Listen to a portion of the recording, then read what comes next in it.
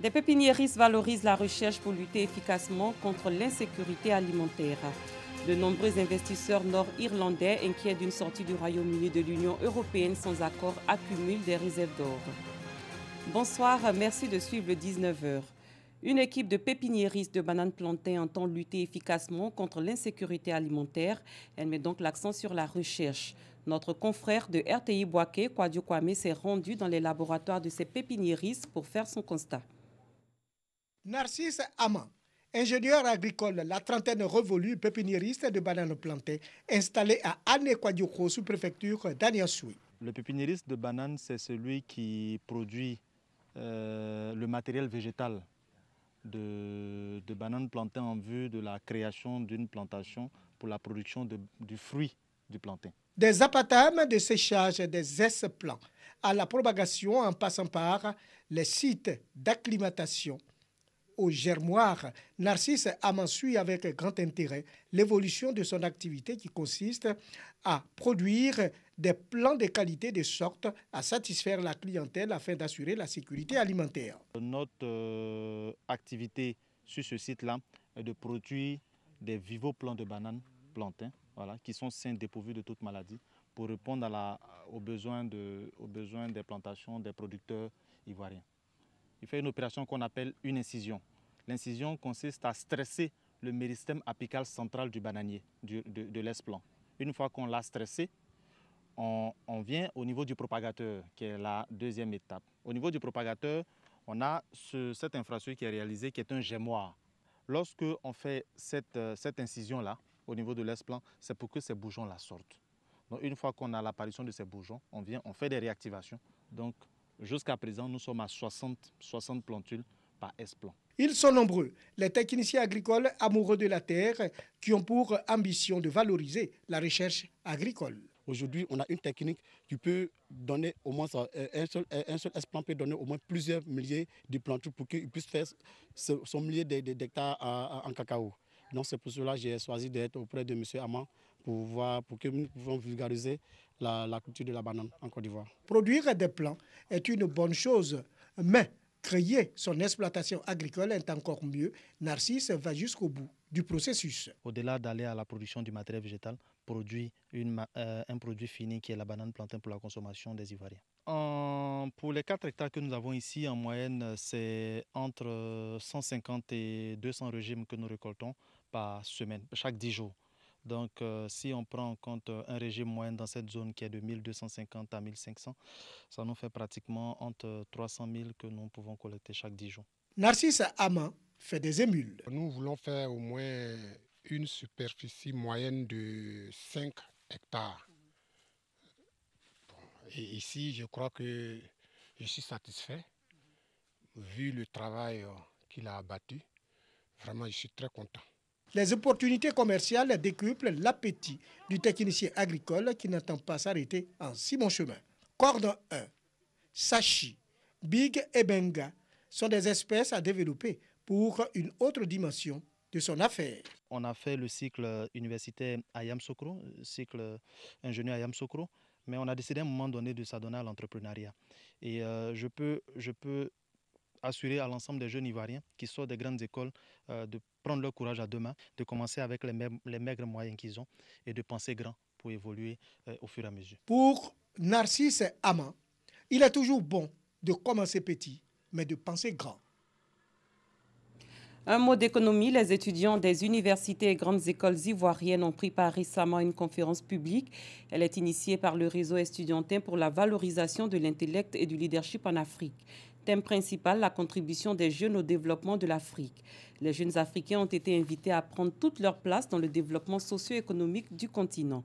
Nous Sangaré, Dangui Dangui.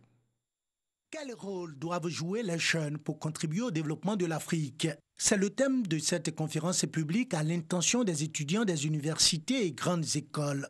Une conférence animée par le professeur Ahmed Chebouni, venu du Maroc. Selon le conférencier, avec plus de 200 millions d'habitants âgés de 15 à 24 ans, l'Afrique a la plus forte population jeune du monde. Et cette jeunesse peut être un atout indispensable pour son développement. C'est pourquoi Il a invité les jeunes Africains à accepter de se faire former. L'Afrique, c'est le continent des jeunes par excellence. Ils ont beaucoup d'opportunités, mais ils ne sont pas, comment dirais-je, formés pour saisir ces opportunités. Donc j'ai insisté ici, et surtout le problème d'emploi. Vous savez que sur 12 millions chaque année de jeunes qui arrivent au marché d'emploi, seulement 3 millions qui sont recrutés. Donc il faut déployer beaucoup d'efforts pour intégrer ces jeunes. Donc il faut que les jeunes soient formés, ça veut dire une formation adaptée à la réalité. S'adressant aux États africains, le conférencier les a exhortés à s'impliquer dans la formation de la jeunesse en vue de leur faciliter l'accès au monde des affaires pour leur insertion socio-professionnelle. On est d'accord que l'État ne peut plus recruter. Quand on est né dans le monde rural ou en pleine ville, on n'a pas les mêmes opportunités. L'État doit contribuer à la qualification de ces jeunesses.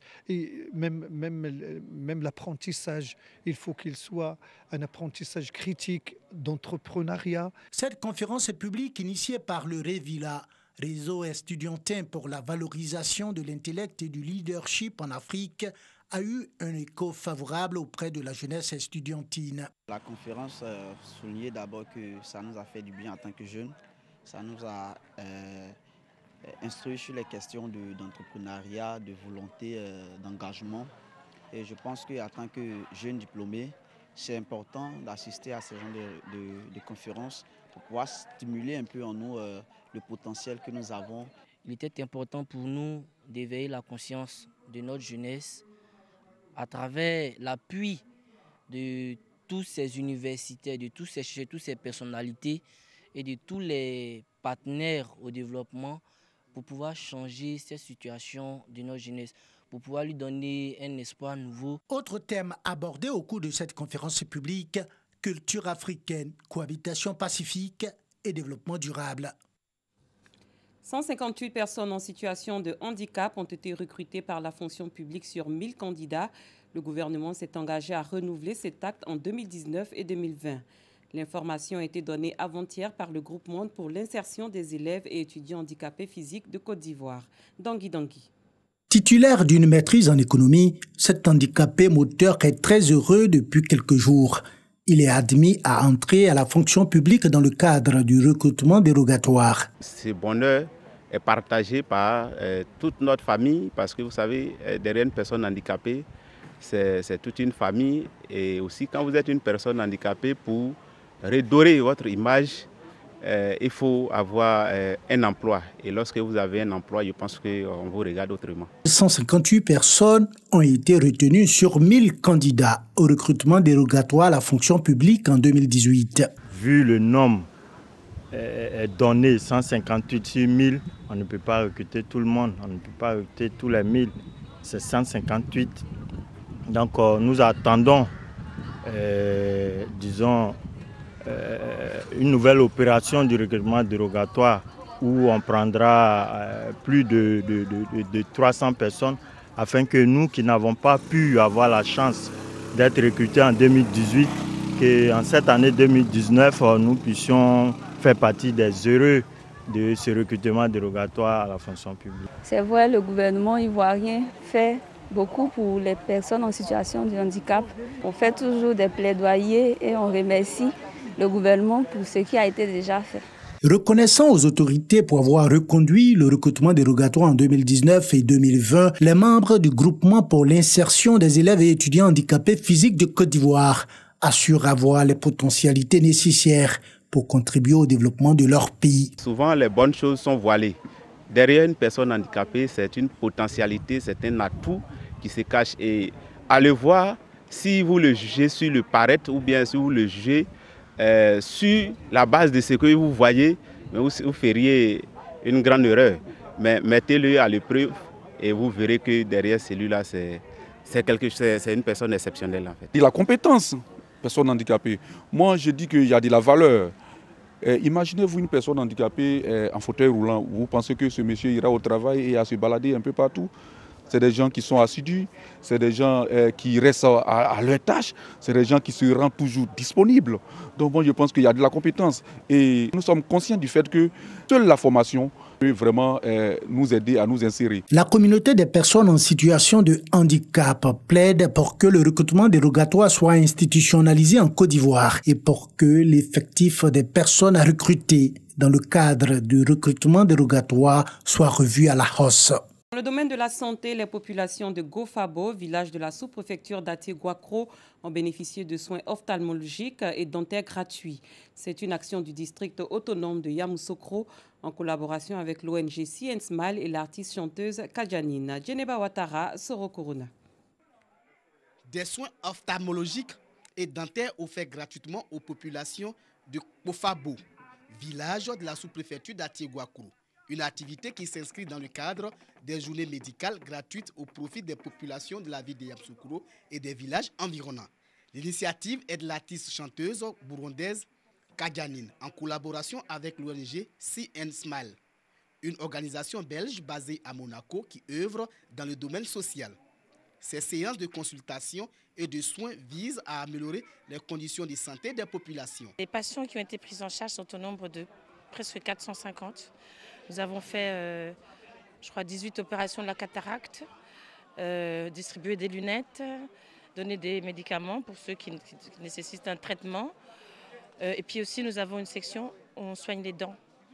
Il y en a qui ont besoin d'une opération. Il y a une autre partie de notre équipe qui est en train de faire des opérations gratuites aussi pour la population qui en a besoin. Les autorités locales, partenaires de cette action humanitaire, sont venus s'assurer du bon déroulement de l'activité et encourager l'initiative. Dans un pays sous-développé, l'ophtalmologie, les soins dentaires, la prescription de lunettes restent chers, même pour ceux qui ont les moyens. À plus forte raison pour les paysans qui, eux, n'ont rien. Les bénéficiaires, eux, ont traduit leur gratitude aux bienfaiteurs. Merci aux initiateurs, tous ceux qui ont eu cette bonne idée-là, que le Seigneur les bénisse. Durant 15 jours, environ 2500 personnes recevront des soins gratuits dans le district autonome de Yamoussoukro et 600 paires de lunettes seront distribuées. Le gouverneur Augustin Thiam exhorte donc les populations à s'approprier ces journées de soins gratuits. Sous d'autres cieux en France, les Gilets jaunes ont défilé pour la 10e fois dans la rue ce samedi. Leur mobilisation était particulièrement scrutée quelques jours après le lancement par le président Emmanuel Macron du débat national censé canaliser la colère inédite exprimée depuis 2 mois. Au total, quelques 27 000 Gilets jaunes manifestaient aujourd'hui en France à 14h heure locale, dont 7 000 à Paris. Une mobilisation en léger recul par rapport à la semaine dernière à la même heure, selon les chiffres du ministère français de l'Intérieur. Ils sont nombreux, les investisseurs nord-irlandais, inquiets d'une sortie du Royaume-Uni de l'Union européenne sans accord. Leur solution, accumuler les réserves d'or. On en parle avec Christian Kogui et Parga Sorokoni. C'est de renforcer le lecteur de l'empreinte digitale. Dans ce sous-sol d'un immeuble de Dublin, on ne plaisante pas avec la sécurité. Et pour cause, ce coffre abrite des lingots d'or de la société irlandaise, alors que le spectre d'un Brexit sans accord se profile au Royaume-Uni. De plus en plus de particuliers investissent dans le précieux métal. Ils craignent une dévaluation importante de la livre sterling en cas de Brexit dur. Donc ils achètent des lingots d'or par notre intermédiaire pour ensuite les stocker. Et si la livre baisse, le lingot prendra de la valeur. Dans ces quelques 3000 coffres, lingots et pièces s'accumulent depuis le référendum de 2016. L'entreprise a noté une hausse de plus de 70% de ses clients en provenance d'Irlande du Nord où il n'existe aucun service similaire.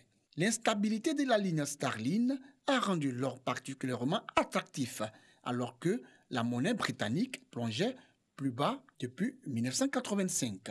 Après l'ouverture du Brexit, les coûts de l'or étaient partis pour la hausse. L'impact le plus net du Brexit sur la demande en or au Royaume-Uni a eu lieu au moment du vote. Dans les mois qui ont précédé et ceux qui ont suivi, nous avons vu une augmentation de l'activité autour de l'or. Mais cela s'est probablement un peu essoufflé au cours des 2 dernières années. Je pense que de nombreux investisseurs souffrent d'une lassitude liée au Brexit. Si le futur de l'Irlande reste au cœur des négociations entre le Royaume-Uni et l'Union européenne, les investisseurs espèrent réussir à transformer le Brexit en un plan en or. Avec les pluies diluviennes qui s'abattent sur le nord-ouest de la Syrie, Abou Ilab, un agriculteur, s'est transformé en gondolier. Dans les ruelles inondées de sa petite ville, il navigue pour sauver des habitants et les aider à se déplacer. C'est reparti avec Christian Kogbi et Pagaso Rokoni. Avec les pluies diluviennes dans le nord-ouest de la Syrie, Abou Ihad s'est transformé en gondolier. J'ai ramené cette barque pour pouvoir pêcher en été. Mais il y a beaucoup d'inondations à Darkush.